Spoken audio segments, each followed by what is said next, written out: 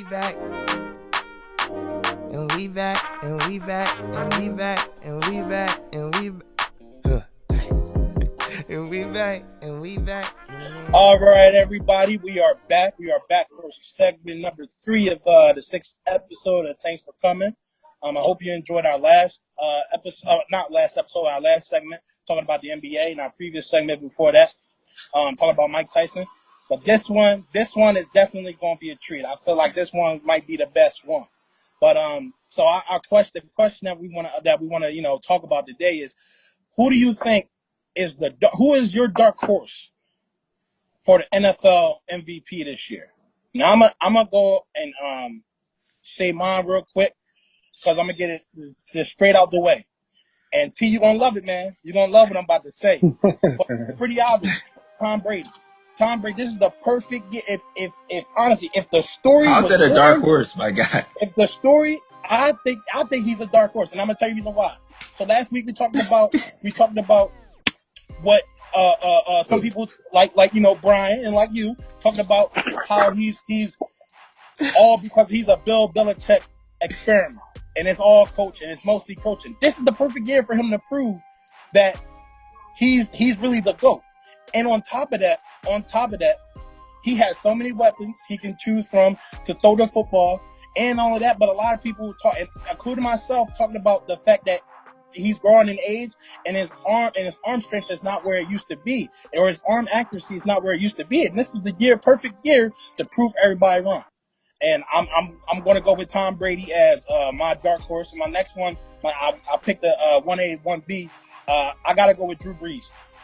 And I'm going with two quarterbacks. Again, I got to go with Drew Brees. And the reason why I'm going with Drew Brees is because the year that I picked him to win was the year that Patrick Mahomes won. And he threw amazing touchdowns. I think he was top 5 in throwing yards, passing yards, and I think he was top 5 in passing touchdowns, I believe. But you got to remember the weapons he also has. He just got Emmanuel Sanders. Emmanuel Sanders will be a great number 2 wide receiver, especially now that you're not going. Especially now with Michael Thomas, he's going to get double teamed. You leave Emmanuel Sanders one-on-one coverage, so he's going to have so many weapons to play with. Not only with those two, but Alvin Kamara.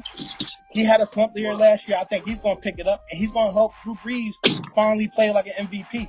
And I think if this honestly, it's both of theirs to lose, in my opinion. But that's my take. That's my take on it. So T, we're gonna start with you, my man. Who do you got? So my dark horse candidate, I feel like a lot of people not going to pay attention to him this year, and it's going to be better for him to fly under the radar and to surprise everybody. Is Kyler Murray. I feel like with Kyler Murray having an above average rookie season this year, I feel like he's going to be able to, especially with DeAndre Hopkins, to have somebody else to throw to. The running game is going to be there this year with Kenyon Drake. So I feel like a lot of people not going to pay attention to him this year, and it's going to be better for him to fly under the radar and to surprise everybody. Is Kyler Murray. I feel like with Kyler Murray having an above average rookie season this year, I feel like he's going to be able to, especially with DeAndre Hopkins, to have somebody else to throw to. The running game is going to be there this year with Kenyon Drake. So I feel like he's going to be able to dominate. And I already said in a previous podcast that they're going to be one of the top in their division, if not the leader. Okay. Cool. How about you, my man? Oh, these are awesome. These are awesome picks. I have like a 1A, 1B situation. So my number 1 dark horse, y'all probably gonna laugh, but hear me out. I believe Dak Prescott is the dark horse. I'm not laughing.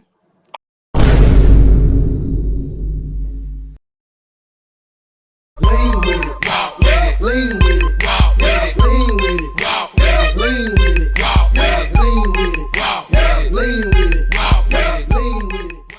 I agree. Now, I'm laughing. Now, hear me out. Now, dang, you said Tom Brady. Yeah, Tom Brady's, always been like MVP level, come on, since he came in the league. But I think this season right here, the dark horse for MVP is Dak Prescott. Now, here's why. The man still not has yet to sign the franchise tag because he wants more money. Now, if Dak Prescott wins MVP this year, wouldn't that really solidify his contract extension worthiness? And let's just say if the Cowboys win the division and they go to the playoffs, wouldn't that make sense right there? To give him his money right there? Like, what else would he have to prove from there? Like, he's been there since day one. Sure. So it's like he's the starting quarterback. He's been your starting quarterback since Tony Romo been out. And he's taking you to the playoffs, 2 out of the last, 4 seasons, I believe? Mm-hmm. If I'm not mistaken. Yeah, so the resume is there. The resume is there. The man is just not got paid. And this is why I always say, I said if Tony Romo was still at quarterback for the Dallas Cowboys, he would have been got his money. Yeah. And that's a fact. He would have been got his money. The way they treating Dak Prescott, they really they gave everybody else their money. They gave Mario Cooper his money. They gave Zeke his money. They gave the offensive line. They gave everybody else their money, but they ain't his money. The way they treating Dak Prescott, they really they gave everybody else their money. They gave Mario Cooper his money. They gave Zeke his money. They gave the offensive line. They gave everybody else their money, but they ain't take care of the quarterback. That's right there. So, second, my 1B. My 1B would be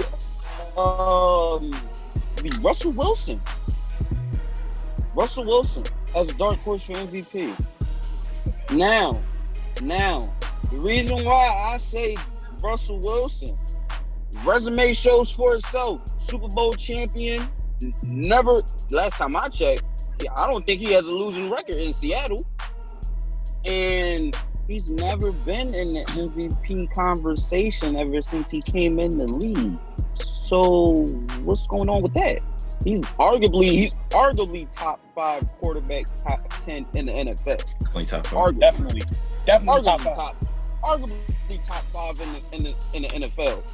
Why is he not yet got an MVP? Everybody else is great. Don't get me wrong. Everybody else is great. But what's wrong with Russell Wilson? Now, mind you, he's been under Pete Carroll since he came into the league in 2012, 13 or something like that. Or probably before then. But I'm just saying, my 1A is Dak Prescott, and my 1B is Russell Wilson. That's it.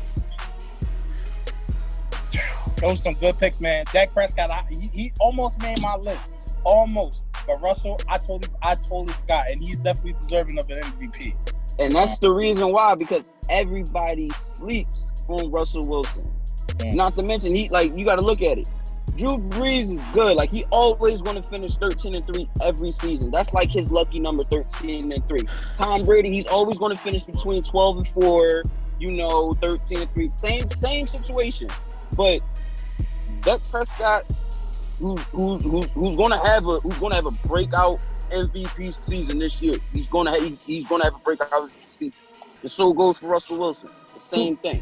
Coop, are you saying that Dan's selections aren't dark horses then?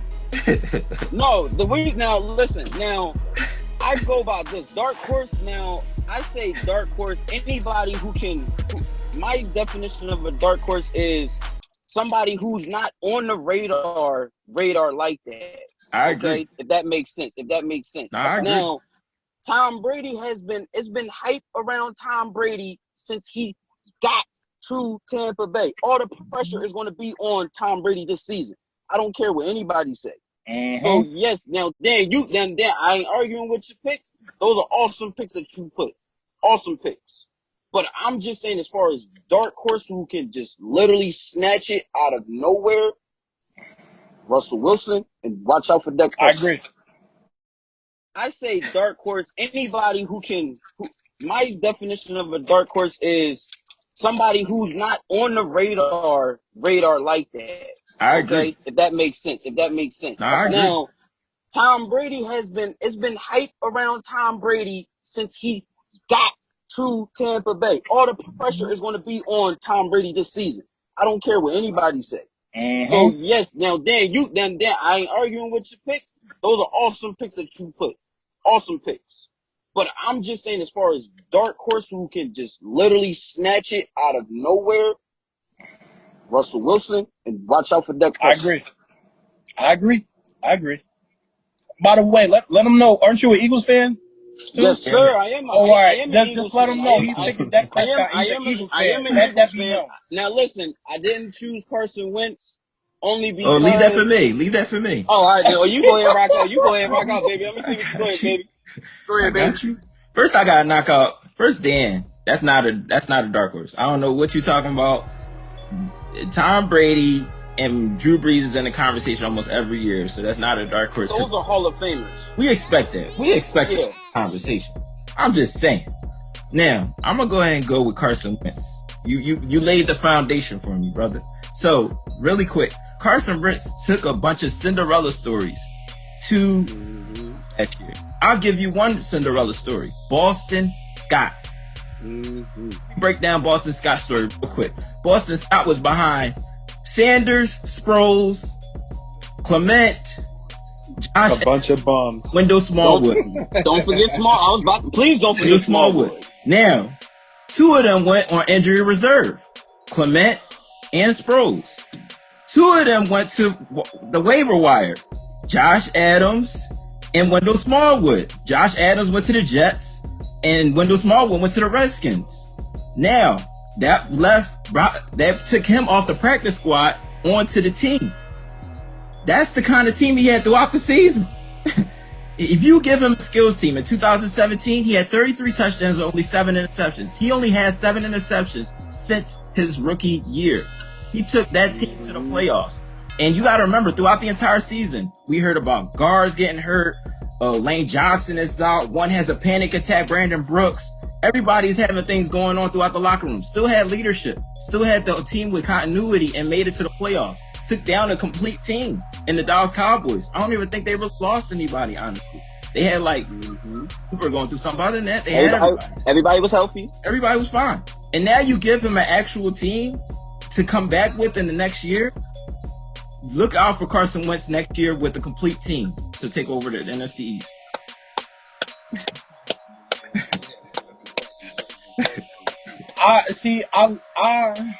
You know what? No, I can't do it. I praise that. I respect your opinion, but I just can't see him. I can see him winning comeback player of the year. I could definitely see him winning comeback. But comeback player of the year, I could definitely see him winning comeback. But MVP, bro? Nah, I can't. I just can't see it. It's called dark horse for a reason. You can't see Carson Wentz winning MVP this season as a dark horse. That's what I'm saying. Dark horse. Okay. What else does he have to prove? He literally took a practice he can stay in the game. Eagles was a laughing stock of the league. You know, the last 4 seasons he's played was his rookie year. You know when his rookie year was? 5 years ago. Which is why he's a perfect dark horse. That's why he's a perfect. I get it. I get it. He was MVP. He was literally MVP of the 2017 season when he got hurt against the Rams. 3 games away. I believe that was Tom Brady. No. But listen. I'll say this. Y'all dark horse. I just went a little different route. I'm just gonna say this real quick. Eagles was a laughing stock of the league. You think about what happened with the Lions game. After the Lions game, Hakeem Laws came on after he saved. Thank God for what he did as a good Samaritan. But he came on after he saved a bunch of babies out of a burning building and was talking about Nelson Aguilar. That's the kind of season we was talking about the news and everything. And not to mention Carson Wentz, aka Milwaukee to him. Only quarterback to throw for 4,000 yards, and none of his receivers had 500 yards. Yep. Come on That's now. Right. Don McNabb in 2018 had 916 yards, but didn't touch them. 380 completions, bro. 27 touchdowns, 7 interceptions. Now, the difference between Carson Wentz and Dak Prescott, one needs help, the other one doesn't. That's facts. That's true. I'll give you that. One needs Amari Cooper and the other one doesn't. I need Amari Cooper to go to the playoffs. I don't need my whole team to go to the playoffs. It's just like that. Cinderella stories, bro. We'll see. We'll see, man. We'll see.